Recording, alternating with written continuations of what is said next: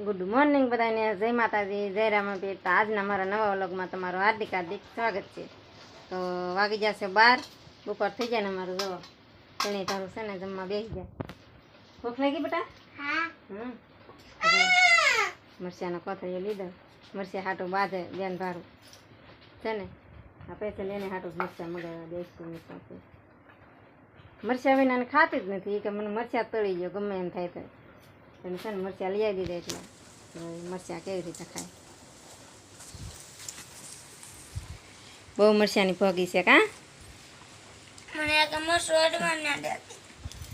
આવી જરા કોથળી આખો તળેલા ખૂટી જાય ને તો કાસા ખાઈ દો.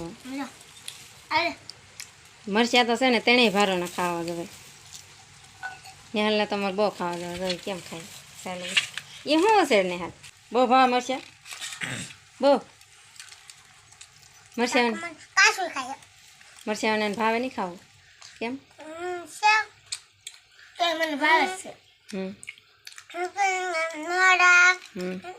સાદા પતલા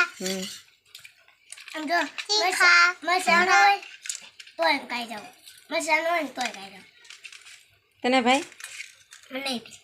એ ભાઈને ભાવે પણ બે કોસા ભાવે કારણ કે એ બહુ તીખું ન ખાઈ શકે. પણ આ બેન ભરો તો છે ને અતિશય તીખું ખાય. ગમે જો તમે તેલ મરચું હોય તો ખાય ને શાક ને રોટલો ને મરચાં ને સાસ.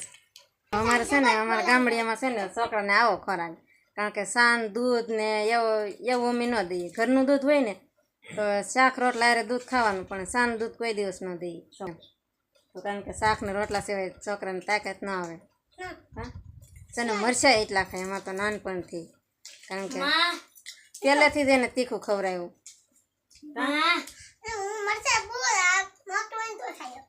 એને બહુ મરચાં ભાવે. મરચાં સોંપા ને આપણે હા એ આપણે મોળું શાક બનાવ્યું હોય ને તો મને એમ કહે કે તમે આમાં મરચું નાખ્યું કે ને નાખ્યું એમ કહે છે ને. સાન દૂધ ને એવું તમે ટેવ જ નથી પાડી. નાનેથી શાકમાં સોળી અને આપી દઈએ ને દૂધ હારે આપી દઈએ એટલે ખાય. તો છે ને અમારા આયુષભાઈ છે ને બપોરે જમી અને જો ટ્રેક્ટર પર આવ્યો ને, કારણ કે છે ને તડકાને તો કાંઈ ખબર નથી પડી કેટલો તડકો છે. તડકો છે, તડકો હોય તો એને એમ ન થાય કે મને તડકો લાગે એમ છે ને. જો ટ્રેક્ટર હાકે એક ભાઈ જો સામે હાકે છે ને. હવે છે ને વાદળા થાય છે પણ વરસાદ નથી આવતો. વાદળા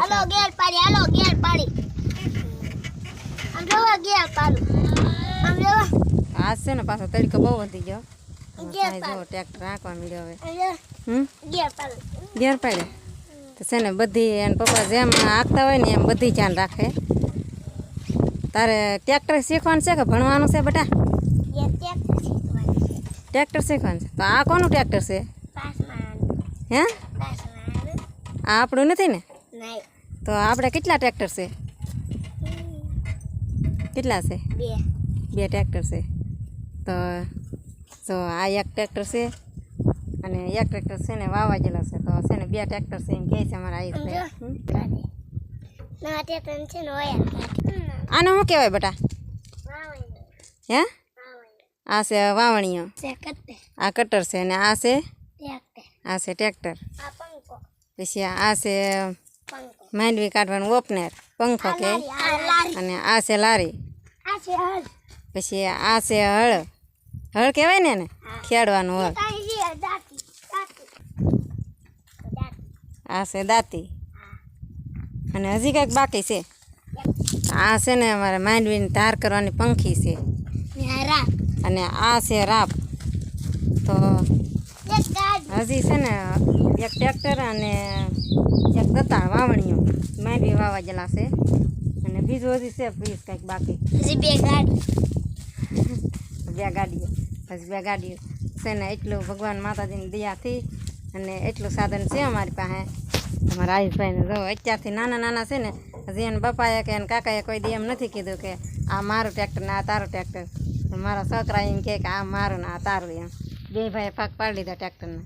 તો છે ને આ ટ્રેક્ટર છે ને એ પિયુષનું છે ને નવું ટ્રેક્ટર એને પપ્પા હાંકવા જાય ને એમાં રાઈસભાઈનું છે હજી ભાગ પાડી લીધો તો નાના નાના છે ને છોકરાને શું હોય એને તો રમતું થાય એ ટ્રેક્ટર છે પણ એ અમારું નથી એ છે અમારા પટેલનું તો અમારા બેન છે ને આ પેટીમાં કંઈક જવે છે શું લાવ્યા એમ શું છે બધા એમાં હે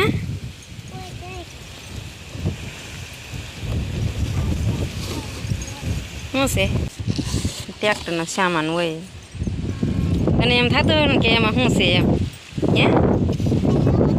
હે શું છે આ તને તે જૂનો છે ને આ નવું છે જો એ ટ્રેક્ટર રિપેરિંગ કરાવવા જતા ને ટ્રેક્ટર જા ને મોવે લઈને ત્યાં એમાંથી કાઢેલું છે બધું છે ને તને તેમ શું છે ને કે શું છે એમાં હે જોઈ લેતી હક થાય કા આ શું છે બેન આ શું છે મોટર કવામાં એની મોટર છે કવાની કવાની થોડી છે આ દવા છાંટવાનું પંપ છે ને એની મોટર છે વાહ એમાંથી કાઢેલ છે કેટલા વજન છે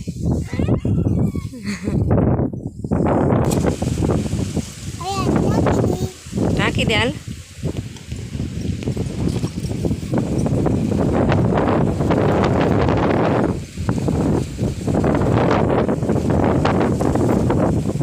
બસ માથે મેકી દે તને ટ્રેક્ટર બેસવા દે કે ભાઈ મારે બે ટ્રેક્ટર છે શીખવું તો આવી જાય મારે જો શીખવાનું છે પેલા ભણીને પછી ટ્રેક્ટર શીખજે હો બેટા આવડે કે હા હે ખાલી ફેરો તો આવડે